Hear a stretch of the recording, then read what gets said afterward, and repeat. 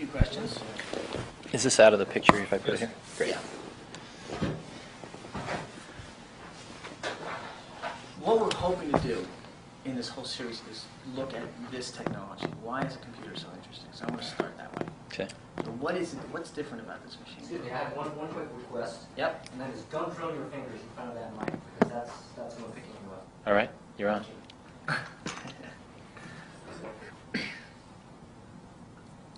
Turn it. By the way, the next time when you do an interview at the factory, that place that we found, probably the best location. We found a way to boost you up enough so you're over the rail, and you can see the two-armed robot. Yeah. Great. It's a nice shot.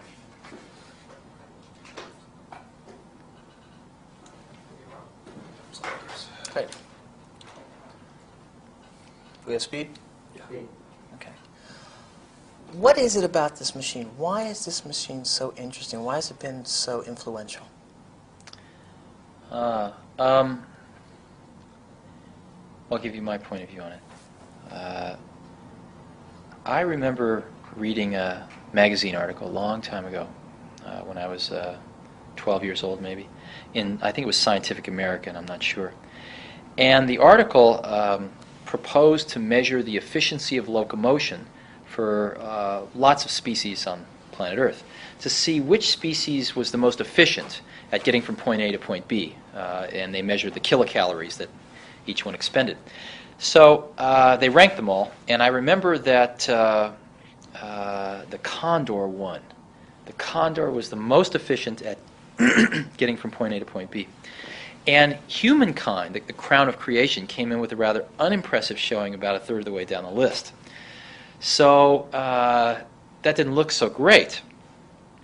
But let me do this over again, because I'm just Sure. sort of can say this better.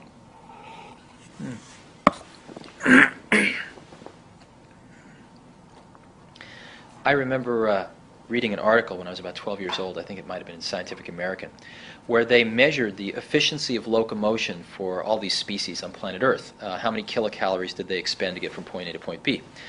And the Condor won, came in at the top of the list, surpassed everything else. And humans came in about a third of the way down the list, which was not such a great showing for the crown of creation. And but somebody there had the imagination to test the efficiency of a human riding a bicycle. Human riding a bicycle blew away the Condor, all the way off the top of the list. And it made a really big impression on me that we humans are tool builders, and that we can fashion tools that amplify these inherent abilities that we have to spectacular magnitudes. And so for me, a computer has always been a bicycle of the mind. Something that takes us far beyond our inherent abilities. And I think we're just at the early stages of this tool, very early stages.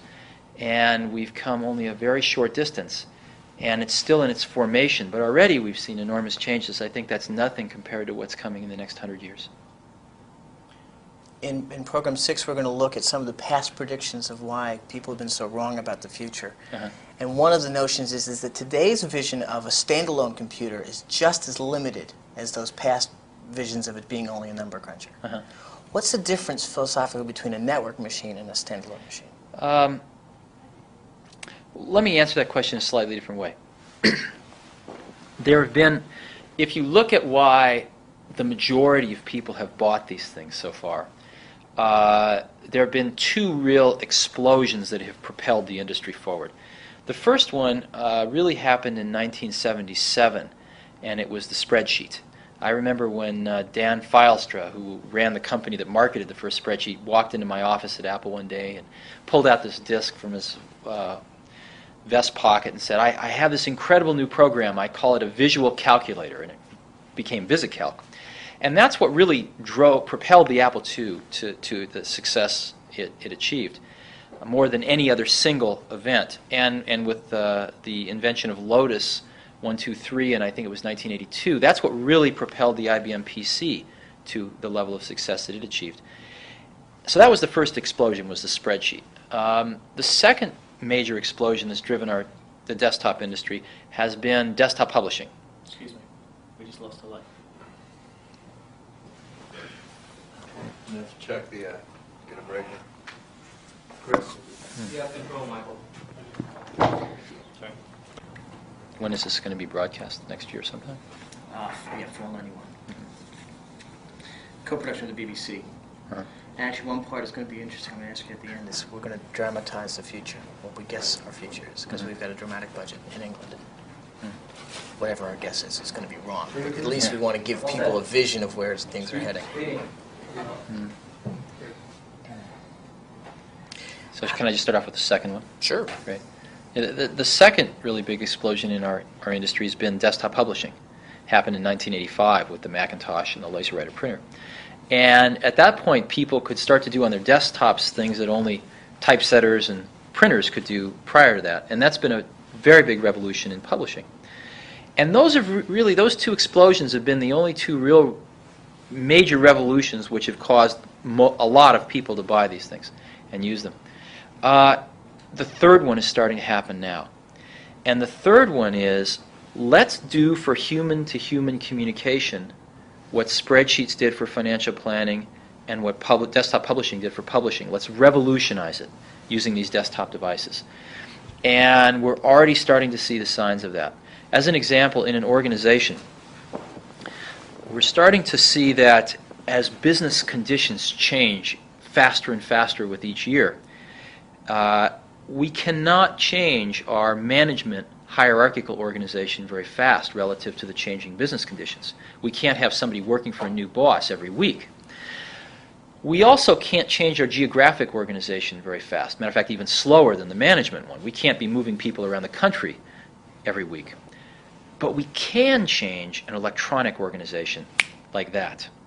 And what's starting to happen is we start to link these computers together with sophisticated networks and great user interfaces, we're starting to be able to create clusters of people working on a common task in literally in 15 minutes worth of setup. And these 15 people can work together extremely efficiently no matter where they are geographically and no matter who they work for hierarchically. And these organizations can live for as long as they're needed and then vanish. And we're finding we can reorganize our companies electronically very rapidly, and that's the only type of organization that can begin to keep pace with the changing business conditions. And I believe that this collaborative model has existed in higher education for a long time, but we're starting to see it applied into the commercial world as well. And this is going to be the third major revolution that these desktop computers provide, is revolutionizing human-to-human communication and group work. We call it interpersonal computing. In the 1980s, we did personal computing. And now we're going to extend that as we network these things to interpersonal computing. Taking the long view now, what was the image of the computer in the mid-1960s or whenever you first saw one? And where are we now? How did the PC enact that change? Right. I first saw my first computer when I was 12. I saw my first computer when I was 12, and it was at NASA. We had a local NASA center nearby, and it was a terminal which was connected to a big computer somewhere, and I got a time-sharing account on it, and I was fascinated by this thing. And I saw my second computer a few years later, which was really the first desktop computer ever made. It was made by Hewlett-Packard. It's called the 9100A, and it ran a language called BASIC, and it was very large, had a very small cathode ray tube on it for display.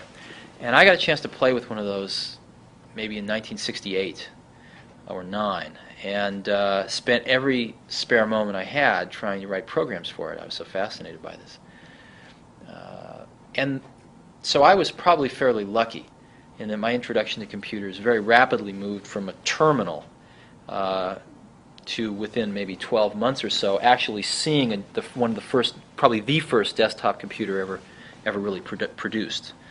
And so my point of view never really changed from being able to get my arms around it, even though my arms probably didn't quite fit around that first one. So.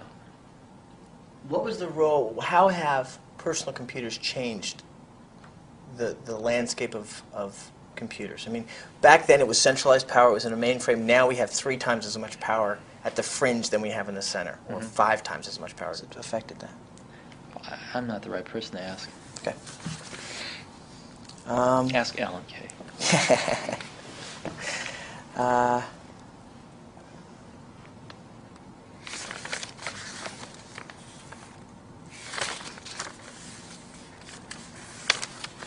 we have just about covered. The only other thought I have is when you were getting started out, I read somewhere that you had no intention of building a company, that you were just out to do stuff for yourselves. If you can give me, Right. I don't know the question they asked to get that, but Well, at the time we started Apple, Woz was working for Hewlett-Packard. I was working for Atari, actually for Nolan Bushnell, designing video games. And we went to Atari and showed them our early prototypes, and we went to HP. And we encouraged each company to hire the other one and let us do this for them. And we got turned down in both places, probably for good reasons. But we started a company because it was the only alternative left, not because we wanted to. when did you ever think that it was going to this was really going to happen? That this was going to go from just an interesting idea to Oh, it didn't take very long. It happened for me when I saw people that could never possibly design a computer, could never possibly build a hardware kit, could never possibly assemble their own keyboards and monitors, could never even write their own software using these things. Then you knew something very big was going to happen. When we'd gotten to that stage where we were high enough on the food chain, if you will, that a lot of people could use these things, and they were really liking it.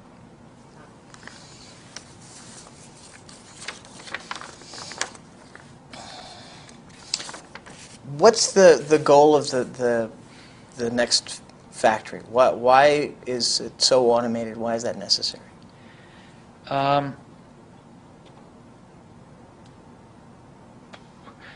One could go on for a long time about how the U.S. has forgotten about manufacturing, which has certainly been true, but we're starting to wake up. And what we're finding is that time to market is very important, and quality is very important.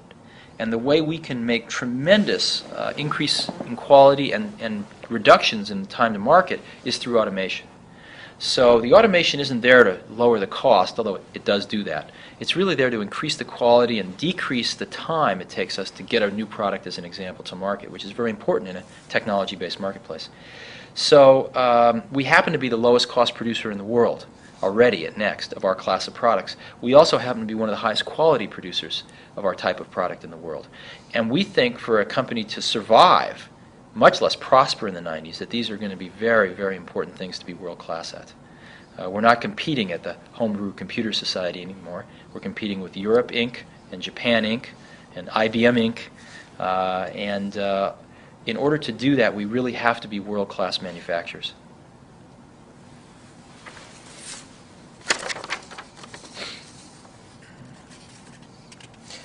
What a computer, I'm dancing around a bit, just picking up the stray ends here. So if they're not very connected, excuse me. What do computer networks offer to education? Well, education's been on computer networks for longer than almost anyone else. The Department of Defense has an office called DARPA, and they funded a thing called ARPANET many, many years ago to try to build a command and control network for military purposes. And they did a very brilliant thing. After they got a prototype working, they gave it to the university community in America and said, bang on this for a while and see if it works and help us make it better. And after a few years of the university community doing that, they created a separate version for military purposes. But they left the educational version going. And that has tied together the research community of the United States now for about a decade, and is vital to the functioning of higher education in this country. So higher education has actually led the way. That's why we started off focusing exclusively on higher education, because where else could you find 5,000 people on a network but Carnegie Mellon University, as an example? So higher education has been 5 years ahead of business in using computers in some of these powerful new ways, which we're going to see now ripple into business in the first half of the 90s. It's pretty exciting. How about lower education? How about school? How about lower? Sharing valuable resources? So far, computer use in K through 12 has been primarily Apple IIs, and I wish that they'd been upgrading to Macintoshes faster than they have been. But I think that that's slowly happening, and IBM is getting in there as well. The primary purpose of computing in K through 12 has been just computer literacy. And there's been a bottleneck because there hasn't been enough sophisticated courseware written. And that's a problem for our society in general amongst all the other problems with our K through 12 education system. One could talk about that for a few days. Easily. So, Easily. that's,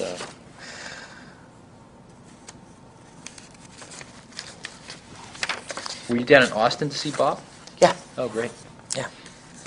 And was going to go speak with Jack Kilby. Unfortunately, he's in the hospital. Ooh. I think he's fine. I think he's back.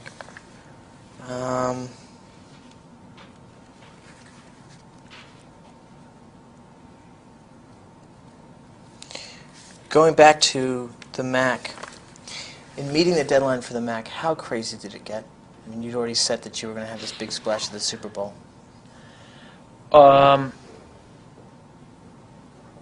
Actually, we'd wanted to get the Mac out a year before we did. So we had internal deadlines that we were not able to meet. But by the time we bought the spots for the Super Bowl and things like that, I mean, it was basically in the bag. It's not that we didn't work 24 hours a day for the last 6 months to get it out, but we were on the bomb run at that time. I love this I don't want to call it a gesture, this thing that you did, which is have everybody sign the cases. That was Yeah. great. Why did you do that? Because the people that worked on it consider themselves, and I certainly consider them, artists. These are the people that under different circumstances would be painters and poets, but because of that time that we live in, this new medium has appeared in which to express oneself to one's fellow species, and that's a medium of computing. And so a lot of people that would have been artists and scientists have gone into this field to express their feeling. And so it seemed like the right thing to do. What was it like when you announced at the shareholders meeting? Oh, wow. It was, well, I got, the first few rows had all the people that worked on the Mac, about 100 people, 150 people that really made it happen. Were all seated in the first few rows. And when it was introduced, after we went through it all and had the computer speak to people itself and things like that, the whole auditorium of about 2,500 people gave it a standing ovation. And the whole first few rows of Mac folks were all just crying. All of us were just, I was biting my tongue very hard because I had a little bit more to do. But it was a very, very emotional moment because it was no longer ours. From that day forward, it was no longer ours. We couldn't change it. If we had a good idea the following day, it was too late. It belonged to the world at that point in time.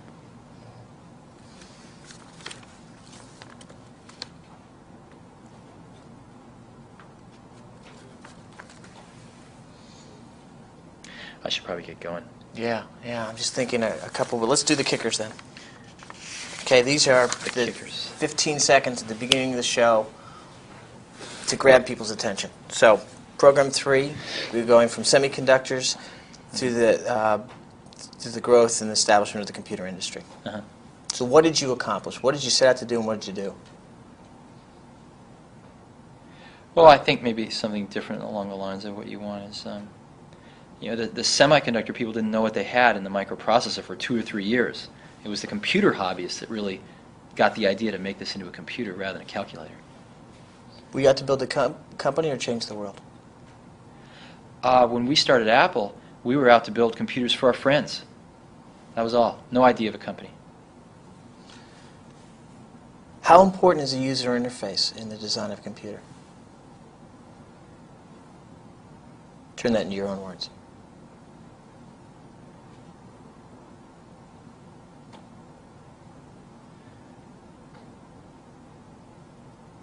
Well, the whole idea of the Macintosh was a computer for people who want to use a computer rather than learn how to use a computer.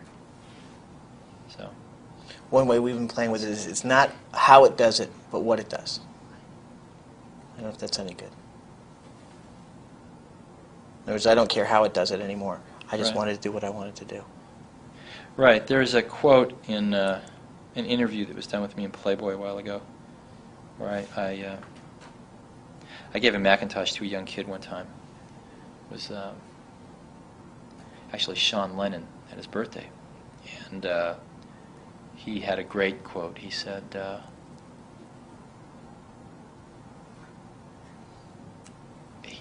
everyone else, and I guess I said this actually. Oh, I think I remember. This is Right. older people and younger people. Yeah, right. Right. The older people all want to know how it does what it does, but the young people just want to know what it can do. Okay, wrap that up into is you the graphical interface or the line that we're going. How about this? Where are we in the evolution of the user interface, and where are we going? Is that a short one? I don't know that there is a short one, but Yeah. This whole discussion about user interface is just strange to me, because to me it's just sort of a natural thing that had to happen, did happen, and it's happened. It's kind of like automatic transmissions. Well, in a Not history quite, series, not quite though, the same as that, but in a history series, though, there is an evolutionary line, so that's why we're following. Uh-huh. I mean, a lot of people don't know about Doug Engelbart, right. for example. Right. Okay, networking. Why is networking important? Why is it the future? Well, in the 90s, we're going to revolutionize human-to-human communication using these desktop computers in the same way that spreadsheets revolutionized financial modeling and that desktop publishing revolutionized publishing. Great. Okay, good. Anything Thanks. we haven't covered? No, I got to go. This is great. Thank you very much. 3 times as much power at the fringe than we have in the center, or 5 times as much power, depending on what statistics. How did the PC change the world? Well,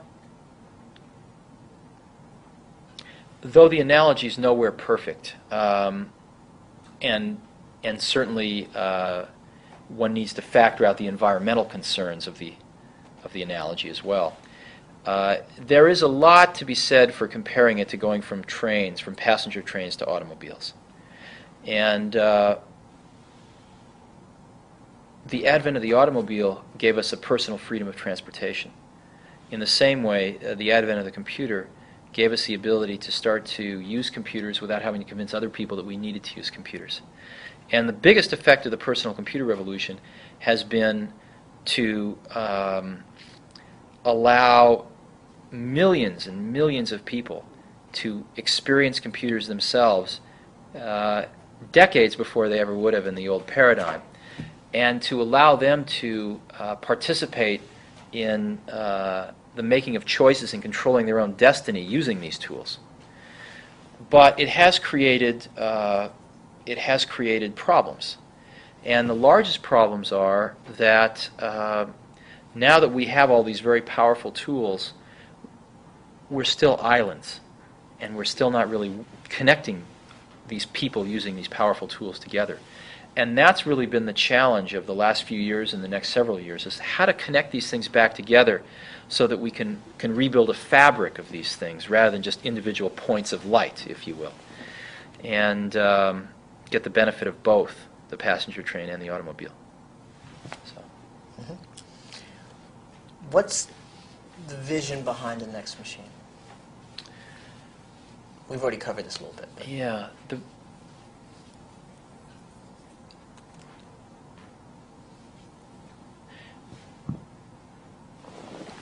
Everything that we've done in our, well, what's the right way to say this?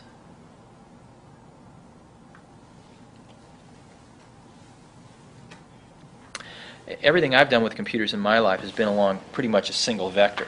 And next is just one more point on that same vector. In this case, what we observed was that the computing power we could give to an individual was an order of magnitude more than the PCs were giving, in the sense that people want to do many things at once, and you really need true multitasking. We really did want to start to network these things together in very sophisticated networks, so the technology to build that in became available. And most important, we saw a way to build a software system that was about 10 times as powerful than any PC, and where new software could be created in a fourth of the time. So we spent 4 years with 50 to 100 of the best software people we could find building this new software system. And it's turned out beautifully. What's the vision behind Next?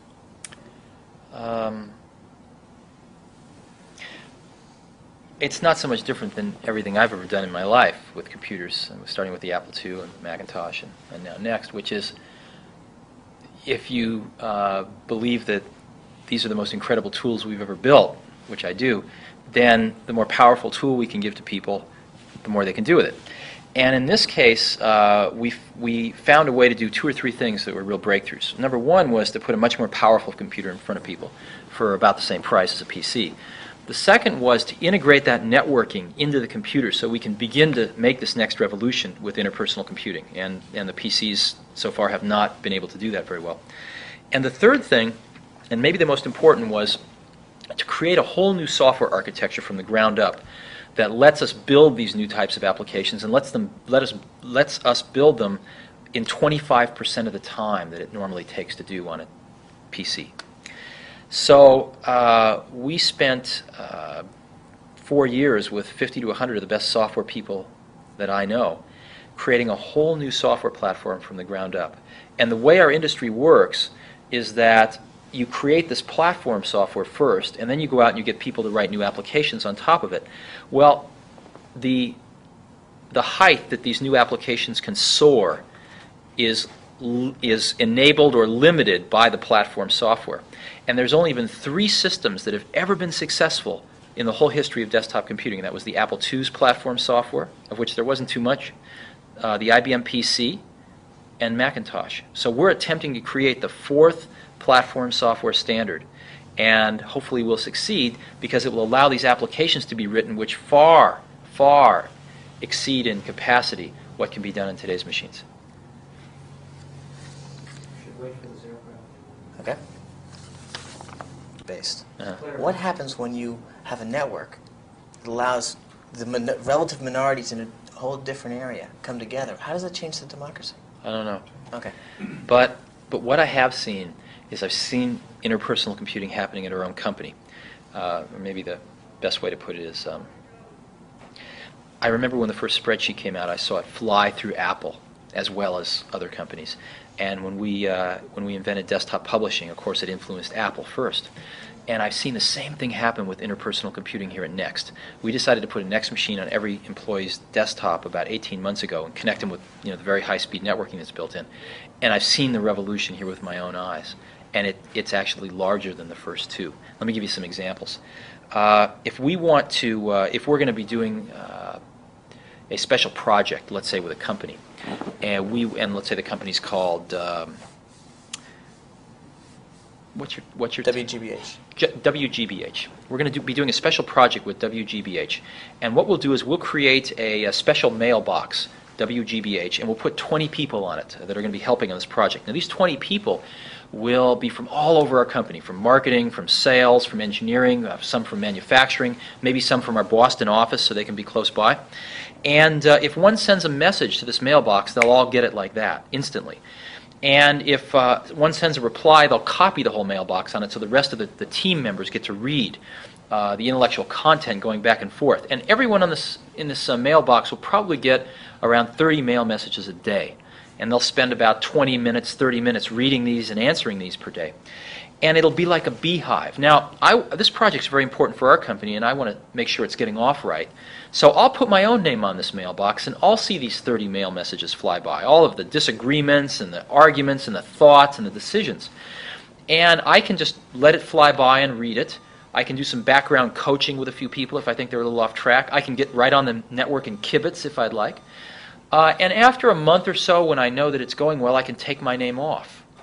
And so not only is this a way to organize, violating all management and geographic boundaries, it's also a way to manage, where one can see, again, the thoughts and disagreements and decisions of a company fly by a manager in a way that they never could before. And we have seen it reduce the number of meetings we have at least by 50%.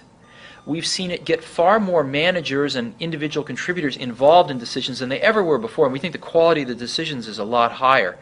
And we've seen a window for management to look into the process of this organism we call our company in a way that has never before been possible. I'm part of this electronically connected community. That's going to provide us wonderful new capabilities and communications abilities, but we still always want to be able to disconnect that network spigot, take it off, and take our standalone computer somewhere, let's say home. Now, what's going to happen rapidly is with radio links and with fiber optics to the home, you're going to be able to hook your computer up to your network at home. But there's always going to be that cabin in the middle of nowhere that I want to go for a 2-week vacation where I want my computer. And if it doesn't work in a completely standalone way, I'm going to be not happy. So we have to provide a fluid way for these things to kind of dock into the mother load network, but also undock and allow me as an individual to carry my computer up into Yosemite backpacking and where there's no radio links and no fiber into the network, and find out what happened when I left and share some of my thoughts maybe with some other folks. So we're working on that. That's our goal for the next 5 years, is that seamless transition between the standalone computer and the computer as part of this network community. It also keeps away the Orwellian aspects of always being hooked into the network. Right. That's right. Now, I actually think what an interesting paradox is, it is the network which is ultimately going to define and create the home computer market, not keeping our recipes on these things or something like we thought in 1975. Being a part of that network and not being able to stay away from it while you're at home will drive people to get computers in every house, just like we have a telephone in every house. But computers then won't be just computers. They'll be radios and stereos and TVs. No, I think they'll be just computers. Just like your phone isn't your television set. Just like your toaster isn't your radio. I think they'll be computers, and they'll have many of the capabilities of these other devices. Multimedia, the ability to integrate sound and video in with the computer, is absolutely coming. But a lot of people have mistaken it as the end rather than the means. We see multimedia as more of a means. In other words, people aren't going to buy a computer for multimedia. They're going to buy it for training, or they're going to buy it for interpersonal communication. And in that communication, in addition to text, they're going to want voice. They're going to want, potentially, I might want to send you a video clip. But the real market is to help us communicate better, or to help us train somebody. And we need to not lose sight of that. I want to get your thoughts on the user interface stuff, and I'd like to look at the transition of Xerox to Apple. Okay. When did you hear? What was the image of Xerox PARC, and what was it like when you first went in there? Well, Xerox PARC was a research lab set up by Xerox when they were making a lot of profits in the copier days, and they were doing some computer science research, which was basically an extension of some stuff started by a guy named Doug Engelbart when he was at SRI. Doug had invented the mouse and invented the bitmap display, and some Xerox folks that Xerox, I believe, hired away from Doug or split off from Doug somehow and got to Xerox, were continuing along in this vein. And I first went over there in 1979, and I saw what they were doing with the larger screens, proportionally spaced text, and the mouse. And it was just instantly obvious to anyone that this was the way things should be. And so I remember coming back to Apple thinking, our future has just changed. This is where we have to go. The problem was that Xerox had never made a commercial computer. This group of people at Xerox was more concerned with looking out 15 years than they were looking out 15 months and trying to make a product that somebody could use. So there were a lot of issues that they hadn't solved, like menus and other things like that. And at Apple, what we had to do was to do two things. One was complete the research, which really was only about 50% complete. And the second was to find a way to implement it at a low enough cost where people would buy it. And that was really our challenge. What did you succeed in doing with the Mac? Well, the Macintosh, as you remember when it came out, we called it the computer for the rest of us. And what that meant was that while experts could use some of the computers that were already out, most people didn't want, again, the computer was not an end in itself. It was a means to an end. And so most people didn't want to learn how to use the computer. They just wanted to use it. And the Macintosh was supposed to be the computer for people that just wanted to use a computer without having to learn how to use one. Spent 6 months. Now, it turned out that the paradox was that to make a computer easier to use, you needed a more powerful computer in the first place, because you were going to burn a lot of the cycles on making it easy to use. And so this computer that was easy to use was actually more powerful and could do more things than the less easy to use computer. And it took people a few years to figure that out about the Macintosh, but I think people did. Actually, there's a funny joke that we were clowning around one day, and one of our group is an IBM person. Oh. And so I was saying, some little girl walks up and sees a prompt, Yeah. and goes to her daddy and says, "It's broken. Where's my desktop? Mm-hmm. Where's my metaphor?" And we've adopted this new metaphor. How has that changed the look of computers? Well, I think the Macintosh was created by a group of people who felt that there wasn't a strict division between sort of science and art. Or in other words, that mathematics is really a liberal art if you look at it from a slightly different point of view. And why can't we interject typography into computers? Why can't we have computers talking to us in English language? And looking back 5 years later, this seems like a trivial observation, but at the time it was cataclysmic in its consequences, and the battles that were fought to push this point of view out the door were very large. The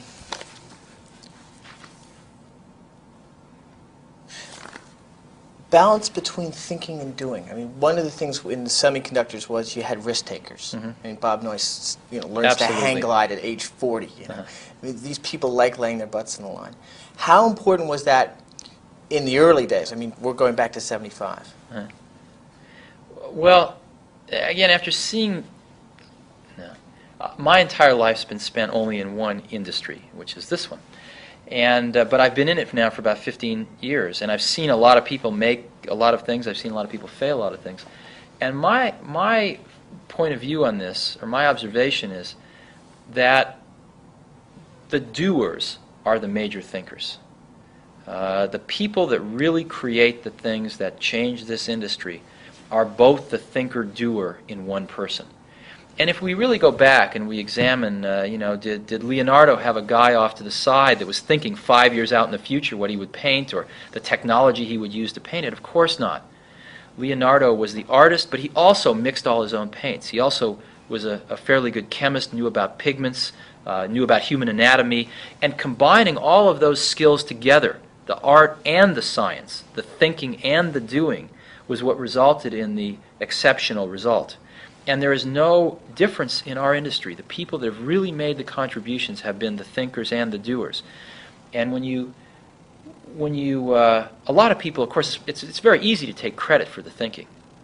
The doing is more concrete, but it's very easy for somebody to say, "Oh, I thought of this 3 years ago." But usually when you dig a little deeper, you find that the people that really did it were also the people that really worked through the hard intellectual problems as well.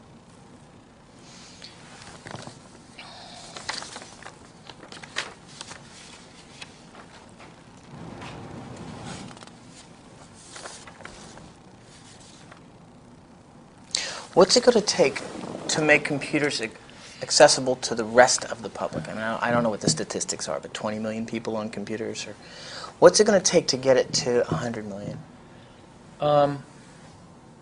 Well, probably death is the best invention of life, because it means there's a constant turnover. And so if you want to make a change in our society, the best place to do it is in the educational system. So that there are now generations of people that have come out of school who computers are second nature to them. And the people in our society that at this point still have not embraced these things are getting older, and as that cycle, that wheel of birth and death turns, just like driving, people that don't drive are very rare, and another generation or two, people that don't use computers are be pretty rare. Going back... It's a harsh way of saying it, but that's the... It's very true. I mean, there is a line that says those people that don't adopt it will die off. Well, time passes. Yeah. focusing now on the third program, where we've gone from semiconductors, and the vision is IBM is this big machine, UNIVAC, big large machine, and we take the line through of integrated circuit microprocessor. And we actually got some great stuff from Ted Hoff about, it's a light bulb. It burns out, you replace it. You know. Then we lead up into the beginnings of the personal computer. So what were you doing at the time, and how did that get started? Actually, it wasn't Intel that first figured out that the microprocessor was a computer. They designed these things to be used in calculators. And they thought the reason that the microprocessor came about was they thought if they could design a slightly programmable one, the next customer that walked in the door that wanted a slightly different calculator, they could just spend a few months rather than a few years designing a new piece of silicon. But I think the thought of making a computer never really occurred to them. And it was the hobbyists that thought about making a computer, out of these things. It was the computer hobbyist community that first did that. And I don't think Intel quite understood that for a few years. But again, the first thing that happened was these people came together and formed a club. The Homebrew Computer Club at Stanford was the first one in the country. And it was a beehive of all of these people who were interested in these small little computers. People that might have been ham radio operators, people that might have worked with large computers, were all gathered together to discuss their latest little projects. It was very exciting, and there was not a month that would go by where some breakthrough didn't happen. And then the first magazine came along, which was Byte magazine, to communicate on a national scale with all these hobbyists. So that it was a very, very exciting, dynamic time. What did you think when you saw the Apple I? What did I think when I saw the Apple I? We first saw that Woz was building that board. Well, it didn't quite work that way, actually. Okay. What happened was that Woz and I had known each other since I was about 12 or 13 years old. And we built, our first project together was we built these little blue boxes to make free telephone calls. And we had the best blue box in the world. It was this all digital little blue box. I don't think it works anymore, so. But we had a fun time doing that. So when it came to building a computer together, Woz was the brilliant hardware engineer and focused on the core design of the computer. And I was worrying about which parts we ought to use and how we were going to build these things and how somebody that wasn't a Woz was going to manage to buy all the extra parts you still needed to buy and plug this thing together, because you still needed to buy your own keyboard and your own display and your own power supply. And so you needed to be pretty much of a hardware hobbyist. Now, we made a very important decision was to not offer our computer as a kit. Even though you needed to buy these extra parts, the main computer board itself came fully assembled. We were the first company in the world to do that. Everybody else was offering their little computer as a kit. And what that meant was there was maybe an order of magnitude more people who could actually buy our computer and use it than if they had to build it themselves. And the Apple II was actually the first computer to come fully assembled, where you didn't have to do anything. And the reason there was it was our observation that for every hardware hobbyist, someone who could either build the kit themselves or at least find these 5 or 10 extra parts they needed, there were 1,000 potential software hobbyists. And if they didn't have to do anything with the hardware except use it, and at that time that meant write their own programs, still there was a much larger group of people that could take advantage of this. So we wanted to reach them, and that was the real breakthrough in the Apple II. Contrast, if you will, the Atlantic City Fair with the West Coast Computer Fair. Well, the Atlantic City Computer Show was the first. I'm about to sneeze, actually.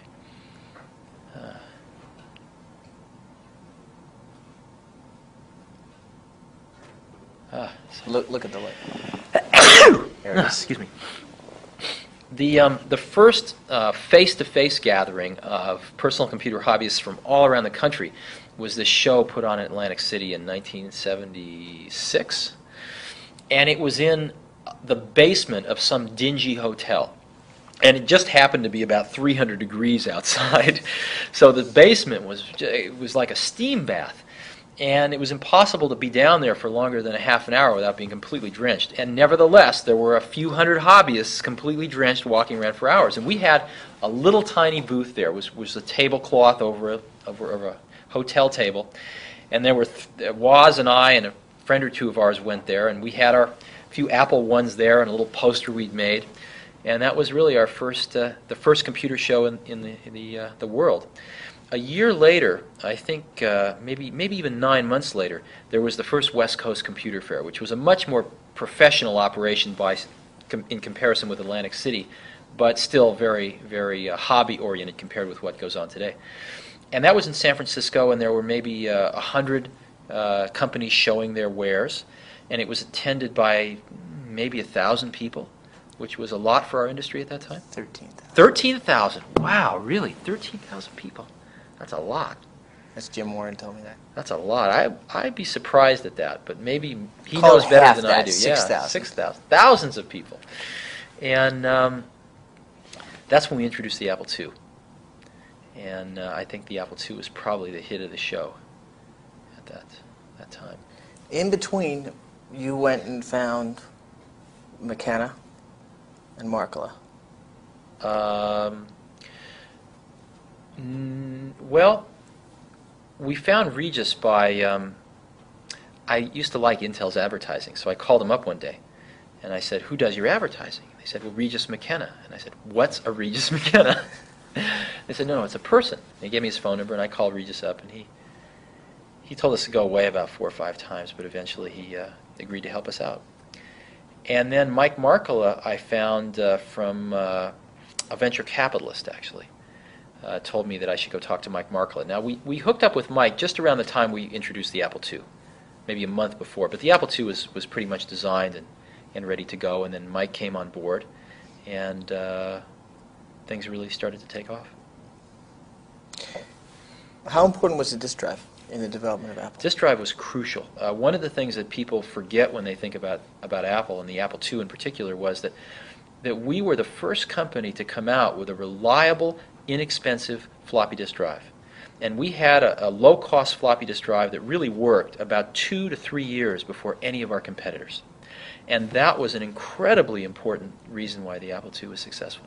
Matter of fact, there were a few others. The Apple II could hold up to 48 kilobytes of memory, which today doesn't seem like much, but at that time was maybe 3 times as much as its competitors. And that's why VisiCalc was written for the Apple II. It was the only computer that could hold it. And so if VisiCalc had been written for some other computer, you'd be interviewing somebody else right now. And it was because of that design decision and other design decisions like it that the Apple II really beat its competition. How did the Apple II change the world of computing? Well, the Apple II was the world's first successful personal computer and really defined the personal computer as we know it today. So I think it changed the world a lot from that point of view. One of the theses is that, well, let me turn this question around. How important is market research? How much did you rely on it in the early days? Well, I think in the early days it was very easy because you could go to a homebrew computer club meeting and there was your whole market. And so you could find out what they thought. Matter of fact, you could show them your product and see what they thought. And you could, because the products were much simpler then, within a few months you could change it all around and come back and show them a new one. But as the market got more sophisticated, it was less easy to do that. And the problem is that market research can tell you what your customers think of something you show them. Or it can tell you what your customers want as an incremental improvement on what you have. But very rarely can your customers predict something that they don't even quite know they want yet. As an example, no market research could have led to the development of the Macintosh or the personal computer in the first place. So there are these sort of non-incremental jumps that need to take place where it's very difficult for market research to really contribute much in the early phases of the thinking about how to, what those should be. However, once you have made that jump, possibly before the product's on the market or even after, is a great time to go check your instincts with the marketplace and verify that you're on the right track. And usually when you show people something, they'll say, "Oh my God, this is fantastic," or give you some feedback along those lines.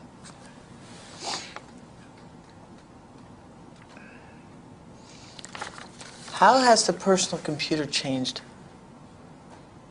society? I'm not sure why I keep asking this again. I mean, how have we fundamentally changed the way we do our daily business, our daily lives? How's it affected that? I'm not the right person to ask. Okay. Ask Alan Kay.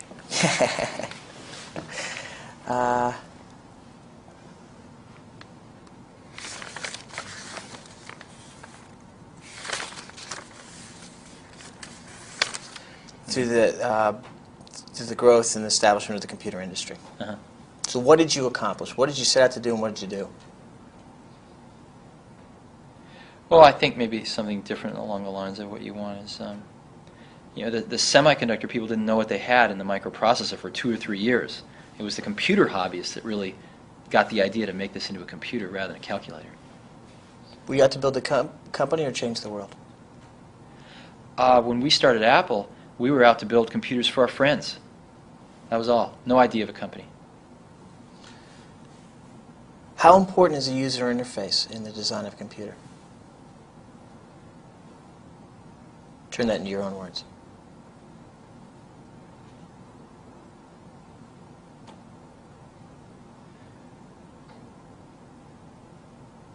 Well, the whole idea of the Macintosh was a computer for people who want to use a computer rather than learn how to use a computer. So, One way we've been playing with it is it's not how it does it, but what it does. I don't know if that's any good. In other words, I don't care how it does it anymore. I just Right. wanted to do what I wanted to do. right, there's a quote in an interview that was done with me in Playboy a while ago, where I gave a Macintosh to a young kid one time. It was actually Sean Lennon at his birthday, and he had a great quote. He said,